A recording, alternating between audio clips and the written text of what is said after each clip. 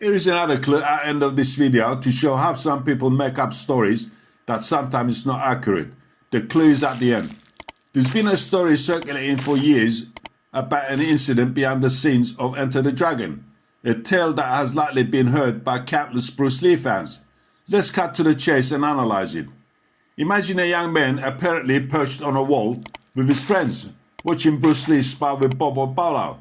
This young man, driven by a desire to be a hero, began to mock Bruce. He must have been smoking some weed or hash, as he boldly leaped from the wall, almost injuring himself, and challenged Bruce.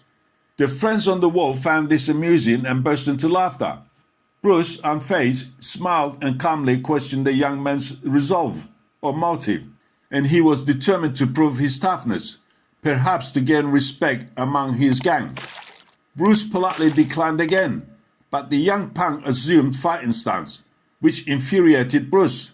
In a matter of seconds, the young man found his teeth shattered, mouth bleeding, and shoulder possibly broken.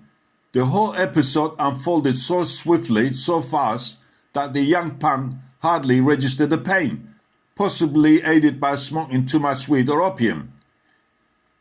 This wasn't a genuine fight or challenge. It was a young man's misguided attempt to prove himself to his friends or gang. The photographs clearly reveal that this young man couldn't fight his way out of a wet paper bag. Have a look at the photos. Can this young man fight? However, it's important to note that various versions of this story have emerged over time, with some exaggerating the incident. In my interpretation, if this indeed happened, the young man acted recklessly to show off and made a grave error. Alternatively, he might have approached Bruce for advice, and Bruce was demonstrating some moves.